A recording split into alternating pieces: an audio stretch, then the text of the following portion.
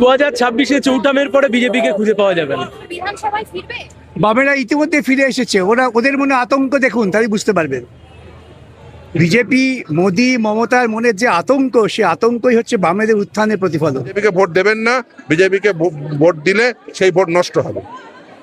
আমরা জিতবো, আমরা আশাবাদী, আমরা জিতবো। এই শুভেন্দু মাইতির একটা কথা, ধর্ম এখন খ্যামটা লাগছে, তাই ধর্মের খ্যামটা নাচা পুরো বাংলার মানুষ দেখে নিয়েছে। ওই ধর্ম দিয়ে কোনো মানুষের পেট ভরে না, তার কারণ ধর্মের ভিত্তিতে আজ অব্দি কোনো পরীক্ষার চাকরি হচ্ছে না, মানুষের নিরাপত্তাও পাচ্ছে না। তাই এই ধর্ম করে আর কদিন, সেটা কিন্তু মানুষ বুঝছে। তাই বিজেপির থেকে মুখটা সম্পূর্ণরূপে মানুষ মুখ ফিরিয়ে নেবে, সেটা আমাদের বিশ্বাস। অভূতপূর্ব ইতিবাচক সাড়া পাচ্ছি। আমরা জিতবো, আমরা আশাবাদী, আমরা জিতবো।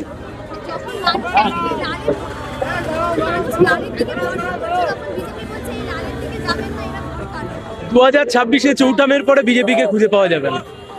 বেকার হাইপ তোলার চেষ্টা করছে, খুঁজে পাওয়া যাবে না ওদেরকে। অবশ্যই আমরা ডিসাইডিং ফ্যাক্টর। চলো, ক্যাম্পেইন ভালো হচ্ছে, একটা খুব ভালো সাড়া, ওরা বলতে পারবে খুব ভালো সাড়া। হ্যাঁ, কে ফিরবে এছাড়া? আর কে ফিরবে?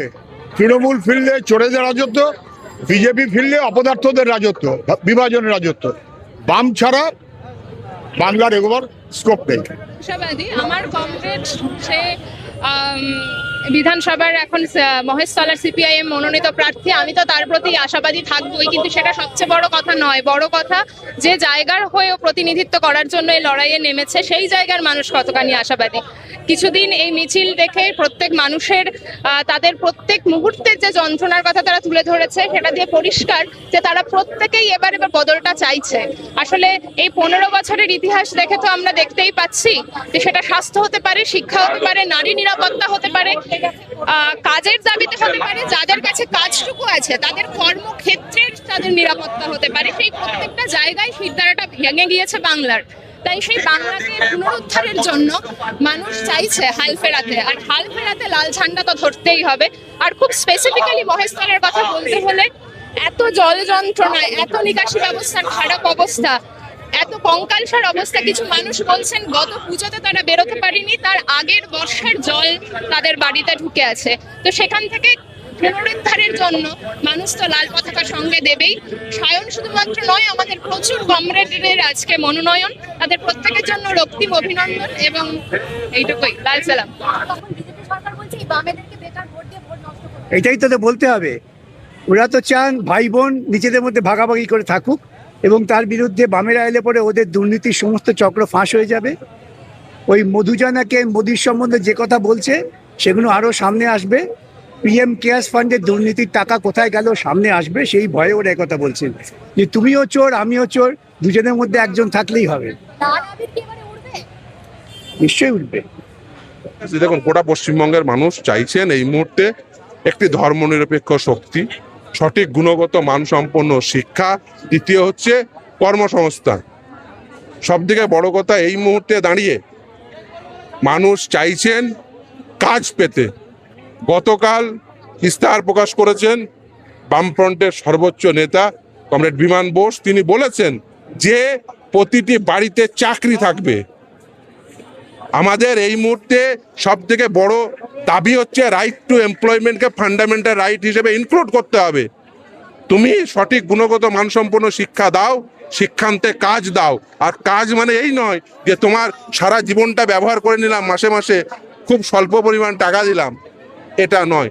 তুমি সঠিক গুণগত মানসম্পন্ন শিক্ষান্তে সকলের হাতে কাজ দাও। এই যে সিভিক ভলেন্টিয়ার থেকে শুরু করে এই যে যারা এই গ্রুপ ডি স্টাফ রয়েছে, কন্ট্রাকচুয়াল স্টাফ রয়েছে, তাদের কত টাকা বেতন দেন?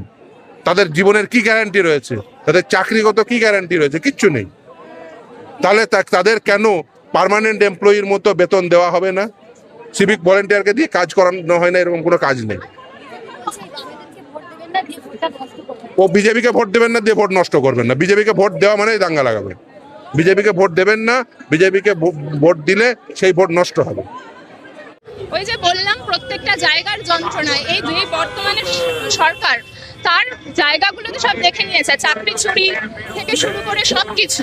তার সঙ্গে উল্টো দিকে আরেকটি যেটি পার্টি, এটা বিজেপি, সেটা সম্পূর্ণরূপে একটা ধর্মের ওপর দাঁড়িয়ে থাকা একটা পার্টি। আমার ফ্রিজে কোন মাংস থাকবে, আমার মেনুতে কি কি খাবার থাকবে, এই দিয়ে মানুষের তো জীবন চলবে না।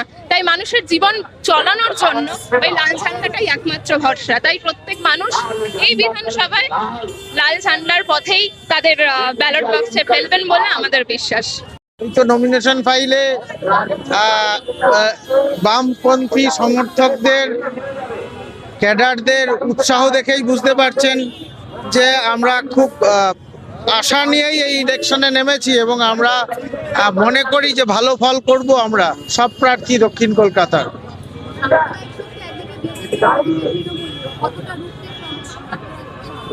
দেখুন, তৃণমূলের অপশাসনের বিরুদ্ধে একটা জনমত আছে, আর অন্যদিকে দাঁড়িয়ে আমি খুব স্পষ্ট বলতে চাই, বামপন্থীরা চিরকাল সাম্প্রদায়িক শক্তির বিরোধিতা করে এসছে এবং সাম্প্রদায়িক শক্তিকে রুখতে বামপন্থীরা প্রতিজ্ঞাবদ্ধ।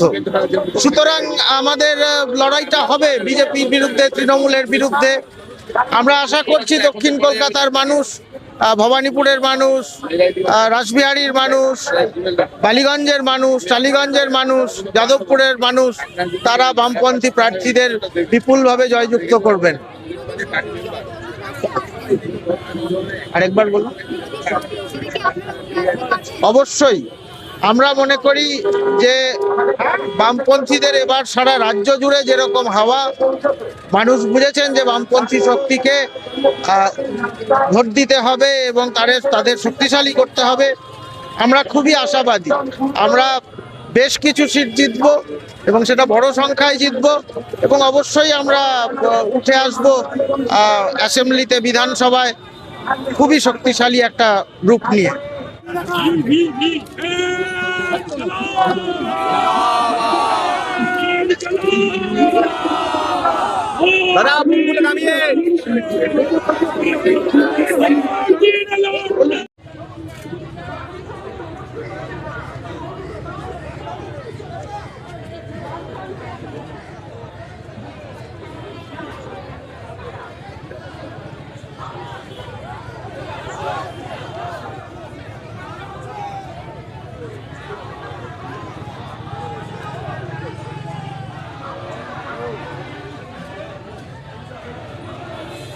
প্রার্থীদের পেছনে বড় বড় ঝান্ডাগুলো ধরুন, তাহলে মিছিলটা সুসজ্জিত হবে।